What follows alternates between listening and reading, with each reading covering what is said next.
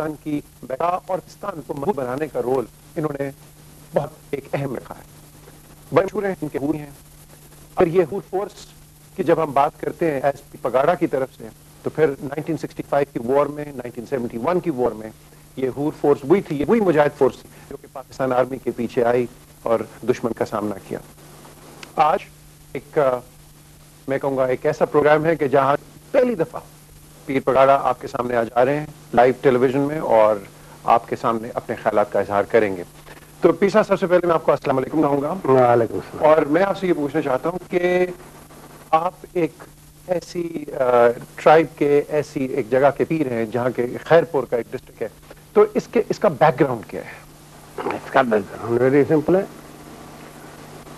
I am Pir Pagaro and followed the last Pir Pagaro that was 6 and یہ خاندان برسوں سے چلی آتی ہے. اور اگر یہ آپ کہہ رہے ہیں کہ یور فالوڈ, یہ کون سے لوگ ہیں جو آپ کو فالو کرتے ہیں؟ فالو کرتے ہیں سندھ کے ہی لوگ ہیں, راجستھان کے لوگ ہیں, وہ فالو کرتے ہیں ٹائپس. اور یہ وجہ کیا ہے کہ آپ کو فالو کیوں کرتے ہیں؟ خیر بڑے تو متقی پرہیزگار لوگ تھے اور انہیں بہتوں کو مسلمان کیا, اور دوسرے جیسے ہوتے ہیں ریلیجس ٹیچنگ کے پیچھے کسی کو استاد اپنا بنا لیتے ہیں. ہم نے دیکھا ہے کہ جب آپ کہہ رہے ہیں کہ اسلام کی اور مسلمان کی بات کرتے ہیں تو آپ کا یہ جو ایک گروپ ہے, آپ کا جو ایک فورس ہے, اس نے انگریزوں کی کافی مخالفت کی. یہ اس وقت کی سوچ اور اس وقت کا پروگرام تھا. اور اب اپنا ملک ہے, ملک کی حفاظت کرنی ہے, ساتھ دینا. آپ جیسے میں نے پہلے کہا کہ آپ ایک پیر پگاڑا ہیں, ایک گروپ کو آپ فالو کرتے ہیں, ایک گروپ آپ کو فالو کرتا ہے. آپ کا کبھی ایسا کوئی شوق تھا یا کوئی آپ کی ایسی ایمبیشنز ہیں کہ آپ پاکستان کو بھی لیڈ کریں؟ نہیں, ایسا کوئی نہیں. ہم نے تو شروعات میں ہی اس کو پبلسٹی دے دی تھی, یہ ڈیسائیڈ کر لیا تھا 77 میں, بتا دیا تھا کہ I am not for any post.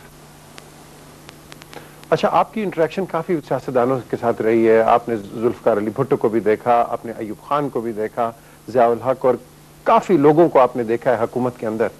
میں آپ سے یہ پوچھنا چاہوں گا کہ آپ ایک میں کہوں گا ایک ایسی شخصیت ہے جنہوں نے اوور آل میں کہوں گا ایک پیس کی طرف سے سب کو اینالائز کیا, دیکھا, تو آپ کیا کہیں گے کہ ذوالفقار علی بھٹو کیسے ایک انسان تھے؟ میں بہت کمپلیکیٹڈ شخصیت تھی اور وہ کمپلیکس میں انفیریٹی میں ساری عمر گزاری اس میں, اور یہی ثابت کرتا تھا کہ ہی از اے ویری اسٹرانگ مین, جو کہ وہ نہیں تھا. اور ملک کے لیے کیسے تھے وہ؟ ملک کے لیے تو اب یہاں کا اخلاق, یہاں کی رسم ختم کر دی, کروائی, بد اخلاقی بےعدگی کو فروغ دیا. میں تو یہی کہہ سکتا ہوں. اب اور لوگ باہر کے پوائنٹ آف ویو سے, انٹرنیشنل پوائنٹ آف ویو سے کچھ بھی کہیں, میں تو دیکھوں گا کہ گھر میں وہ کیا تھے. تو ایکچولی یہ کمپلیکیٹڈ جو آپ نے کہا کہ کافی کمپلیکیٹڈ تھے, تو گھر میں یہ بہت کمپلیکیٹڈ تھے؟ ان کے تھے بہت پرائیویٹ فیملی میٹر تھے. تو پیر صاحب اس کے علاوہ بھی آپ نے کافی لوگوں کو دیکھا, جنرل ضیاء کو دیکھا, اور انفیکٹ آپ نے جنرل ضیاء کی کافی اپوزیشن بھی ایک زمانے میں کی, پھر آپ اس کے ساتھ ان کے ساتھ آپ مل بھی گئے. تو آپ نے جنرل ضیاء کو کیسے پایا؟ جنرل ضیاء کی مخالفت کی یا مل گئے, ہم کبھی اس کے مخالف تھے نہیں. وہ ٹائم تھا جب ہم نے سمجھا تھا کہ گورنمنٹ کی اپوزیشن ہو, جبکہ کوئی نہیں تھی اپوزیشن. پہلی ایم آر ڈی آئی, کوئی اپوزیشن تھی ہی نہیں. تو وہ اپوزیشن کا رول بھی پلے کرتے رہے کہ کوئی اور اپوزیشن آ نہ پائے, اور اس کے ساتھ تھے ضالت کے ہی بعض سن سے کچھ کمزوریوں کے ساتھ, جس کا اور لیڈروں نے ہائی لائٹ کیا تھا. میرے لیے مرے ہوئے شخص کے لیے کیا ہائی لائٹ کروں, بٹ ہی واز گڈ مین. اچھا, کیا یہ صحیح بات ہے کہ جب ضیاء نے الیکشنز اناؤنس کی اور پرومس کیا کہ الیکشنز کریں گے, کہ کئی لوگوں کا کہنا ہے, سیاسی لیڈروں کا, کہ آپ ضیاء کے پاس گئے اور کہا کہ یہ الیکشنز نہ کروائیں؟ نہیں، ایسا کوئی نہیں، یہ سب رومرز ہیں، یہ سارے رومرز ہیں. لیکن جب پہلے بار کراچی میں ملے تھے پریزیڈنٹ بننے کے بعد، پھر ایڈمنسٹر ہونے کے بعد، تو اسی وقت پہلی میٹنگ میں ڈیسائیڈ کیا گیا تھا کہ کیا کرنا ہے کیا نہیں کرنا ہے. اس میں میرا رول، ان کا رول ڈیسائیڈڈ تھا. اس میں یہ الیکشن ہونا ہی نہیں تھا. ہم نے دیکھا ہے کہ جب سے انفیکٹ یہ الیکشن 89 والا ہونا ہی نہیں تھا.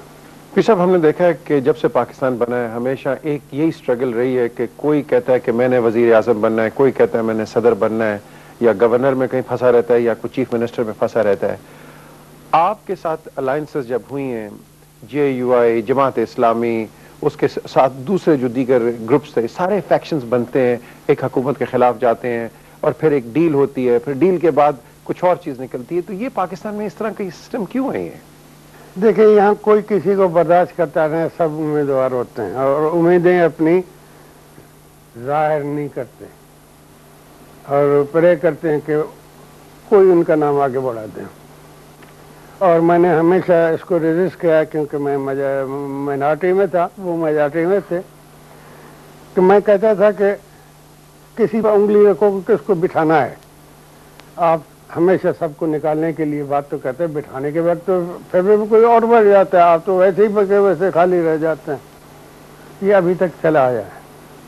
تو آپ کا کیا خیال ہے، یہ چلتا رہے گا؟ یہ جب تک ایسے ہوں گے تو چلتا رہے گا. جب 2 سے زیادہ پارٹیاں ہیں یا 1 سے زیادہ پارٹیاں ہیں تو بھائی یہاں کسی پرنسپل تو کوئی اپوزیشن ہی ہے. سب کیا ملے گا؟ 2 پارٹیوں سے زیادہ ملنا ہی نہیں ہے کسی. جیسے اصغر خان نورانی میاں میں سمجھوتا ہوا تھا کہ ایک پریزیڈنٹ ہونا تھا، ایک پرائم منسٹر ہونا تھا، اور ہمیشہ 2 ہی پارٹیوں کا اتحاد رہا. تو پیر صاحب یہ جو آپ کہہ رہے ہیں کہ اگر اصغر خان نے کہا کہ میں نے پرائم منسٹر بننا ہے، دوسرا کہہ رہا ہے کہ میں نے پریزیڈنٹ بننا ہے یا پرائم منسٹر بننا ہے، تو یہ کیا پاکستان میں اس طرح ہی یہ لیڈر بن جاتے ہیں اور لوگوں کی ڈیسٹنیز ڈیسائیڈ کرتے ہیں؟ خواہش تو اتنے میں ہی ہے اور وقت نے گواہی دی ہے کہ خواہشوں کن کن کی پوری ہوئی ہیں، کن کن کی نہیں ہوئی ہے. تو آپ کا کیا خیال ہے کہ ایسے لیڈروں کو لیڈ کرنا چاہیے اور ایسے لوگوں کو لیڈ کرنا چاہیے؟ لیڈ کرنا تو نہیں چاہیے، لیکن ہر ٹائم لیڈر ایک اسی قسم کا آ جاتا ہے جس کے خلاف پھر سب اٹھ کھڑے ہو جاتے ہیں. ہم نے دیکھا کہ جب آپ پریزیڈنٹ تھے PML کے، پاکستان مسلم لیگ کے، پھر اس کے بعد محمد خان جنیجو آئے، ان کا ایک اپنا گروپ بنے، وہ بھی آپ کے ایک فالوور تھے اور پرائم منسٹر بنے. دیکھیں، حقیقت میں وہ گروپ بنوایا گیا، ضیاء الحق صاحب نے بنوایا. اس مسلم لیگ سے ہٹ کے گروپ بنایا گیا. تو میں پریزیڈنٹ ضیاء الحق کے پاس گیا تھا کہ اگر آپ مسلم لیگ نام نہیں رکھیں گے، کوئی اور نام رکھیں گے، تو پھر پراؤنسز کا علاقہ جو ہے فیڈریشن میں وہ قائم نہیں رہے گا اور ہر ایک ریجنل پارٹی میں جائے گا اور پراؤنسز کا پارٹی جماعت اپنی بنے گی، پراؤنسلی افیئر ہوگا. اس کے بعد ان نے مسلم لیگ کا نام دیا، لیکن نیشنل اسمبلی کے ممبروں کے وہ مسلم لیگ نہیں جو اصل تھی، اور اب تک ایسے چلا آتا ہے.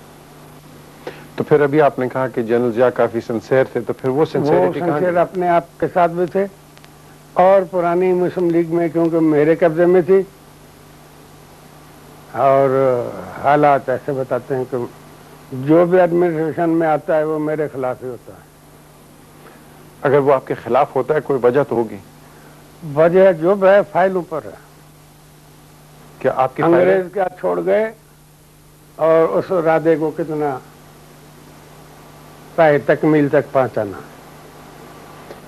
یہ کیا بات ہے کہ جب ہم نے دیکھا کہ ذوالفقار علی بھٹو کی حکومت تھی اور جنرل ضیاء نے جب ٹیک اوور کیا تو کافی لوگوں کو، حفیظ پیرزادہ، مصطفیٰ کھار اور جتنے بھی یہ لوگ تھے، ان سب کو جب اریسٹ کیا، آپ کو بھی انہوں نے اریسٹ کیا شہرباز مزاری کے ساتھ، اور آپ جب گئے سب کو تو بند رکھا لیکن آپ کو اسی دن چھوڑ دیا، یہ کیوں؟